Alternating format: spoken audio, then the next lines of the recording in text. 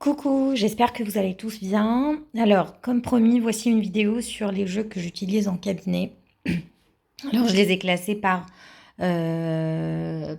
domaine. Ici, j'ai une boîte avec tout ce qui est en lien avec les fonctions exécutives, mémorisation, attention, mémoire de travail, attention, réflexion, etc. Donc, je vous montre quelques jeux. Je vous montre les jeux que j'ai dans la boîte, du coup, sachant que j'en ai encore chez moi. Alors, j'ai Nanu, super jeu pour travailler la mémorisation, l'attention, les liens à développer de différences, similitudes, etc. Je travaille énormément avec ce jeu-là au cabinet. Hop. Ensuite, imagination, un jeu de mémoire chez Janote. Ensuite, j'ai Similo, c'est un jeu que je viens d'acheter. Je ne sais pas quoi en penser pour l'instant. J'attends de voir un petit peu, de l'utiliser un peu plus. Donc c'est un jeu pour travailler justement tout ce qui est marquer les similitudes, les indices, etc. Hop. Ensuite, j'ai Clac, un jeu d'attention et de rapidité que j'utilise énormément en cabinet, mais mes apprenants adorent. Pour le jeu Nanu, si vous voulez, j'ai une vidéo YouTube que je vous ai montré sur Pédagogite, et du coup où je vous montre un petit peu, je vous explique comment jouer avec ce jeu-là. C'est un peu plus détaillé. Alors, Twinit, un jeu que j'aime beaucoup aussi pour travailler l'attention et les détails. Ensuite, on a les défis nature, donc quelques défis nature. Jeu Bizarre Junior, donc moi j'ai le Junior du coup. Et Cortex, forcément, un incontournable aussi. Donc, Bizarre. Color Addict pour travailler l'attention, l'inhibition.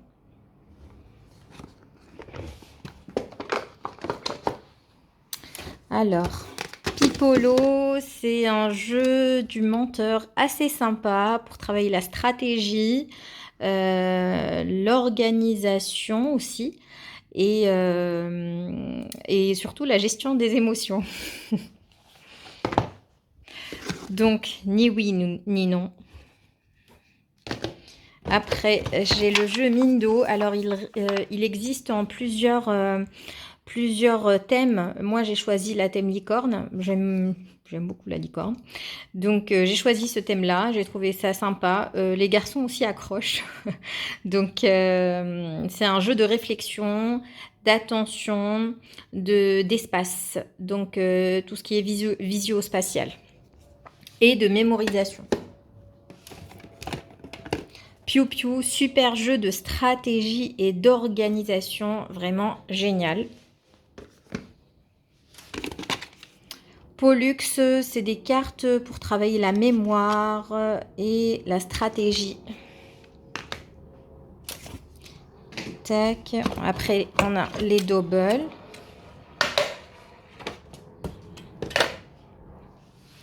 Et j'ai quoi? Alors, j'ai Énigme. Attends, hop. Voilà, j'ai des jeux énigmes sur différents thèmes. Là, j'ai le thème de la terre et des animaux. Ensuite, j'ai Dingo Zoo, observation et rapidité pour les tout petits, surtout. Donc, Pipo, pareil, un jeu d'observation assez sympa. Après, j'ai Memory Chess, ce jeu-là, pas très connu, mais assez sympa. Moi, je trouve que c'est plutôt sympa. Avec ce jeu, je travaille surtout la prise de conscience qu'il faut une certaine stratégie dans les apprentissages.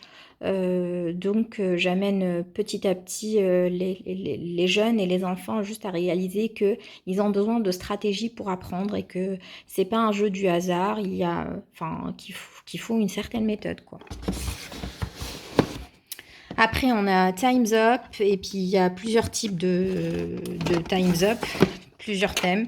Mime tout pour travailler tout ce qui est mimique, etc. Et puis surtout pour travailler l'attention. Après, bon, bah, ça, vous connaissez, un Mikado, mais Mikado avec des bâtons colorés plutôt. Donc, voilà pour travailler l'attention. J'ai aussi Rapide Croco, super sympa aussi. C'est un jeu d'indices, de stratégie, d'attention surtout. Pour travailler l'attention. Après, j'ai des match it. Ça, c'est des jeux que j'ai trouvés chez Action. Il y a plusieurs niveaux, difficile, moyen et facile. Et c'est sur le même, enfin, c'est pour travailler surtout le langage aussi. Et c'est un jeu pour travailler aussi l'attention. Donc, langage et l'attention. Voilà. Donc, hop. Ensuite, celui-là, c'est quoi? Ah oui, ça c'est un petit jeu de cartes que j'ai trouvé au marché à côté de chez moi. J'ai trouvé qu'il était super sympa. C'est pour les 5-6 ans. Et c'est pour travailler l'attention. Ensuite, il y a Color Speed. Donc, un jeu pour travailler la mémorisation et l'attention. Pareil, je crois que j'ai fait sur Insta une explication sur comment jouer sur à ce jeu. Et puis après, on a, je me tourne. Alors, on a créativité. Donc, c'est un jeu pour travailler justement tout ce qui est intelligence multiple surtout. Donc, pour explorer un petit peu tout. Je vais le sortir comme ça, vous voyez un petit peu ce que ça donne. Intelligence multiple surtout et pour réaliser en fait qu'on a différentes façons d'apprendre. Voilà, pour deviner donc à travers le dessin, mimer, sculpter, questionner, donc fredonner, etc. Ensuite, on a le jeu, pardon pour le bruit, Imagine Family, donc un jeu pour travailler le langage, l'attention, la créativité, l'imagination. Et puis Eureka, c'est un jeu principalement pour travailler l'attention. Donc Pictureka, pardon, donc un jeu pour travailler principalement l'attention, et c'est un super jeu pour justement travailler l'attention sélective, partager. Donc voilà. Et puis parfois il y a des défis contre soi-même, avec l'autre, etc. Donc là j'ai fait le tour sur les jeux que j'ai sur. Ah oui, j'ai aussi des petites cartes, mince, voilà, des petites cartes. Là, avec des images, des photos sur le thème de l'été. Après, il y en a beaucoup sur Internet, sur différents thèmes. C'est pour travailler la mémoire. Voilà. Ensuite, je vais à mon placard. Ici, j'ai des jeux pour travailler dans ce classeur aussi. Donc, des jeux, ça, c'est des doubles. Des doubles du coup des doubles écrits du coup pour travailler le français, donc là plein de doubles. Ici c'est un autre jeu pareil pour travailler le français, et ici c'est tout ce qui est jeu pour travailler la confiance en soi, les émotions, etc. Là j'ai regroupé tous les jeux pour travailler pareil le français, la conjugaison, l'orthographe. Donc là, comment j'ai adopté un GNU, moi j'utilise surtout pour travailler la construction des phrases. Jeu d'orthographe, là, toute la série. Il y en a plein en fait, plein de thèmes de ce jeu-là. Je crois que c'est Orthodingo, il y a Calcul Dingo, Factu, enfin, il y en a plein quoi. Des flashs. Là, j'ai fait des bêtises. Hop. Donc, on a ici, bon bah, j'ai tout sorti. Il fallait que j'en fasse une. Hein. Ici, on a plutôt un jeu pour travailler la terminaison. Donc, je rangerai tout à l'heure. Hein. Voilà.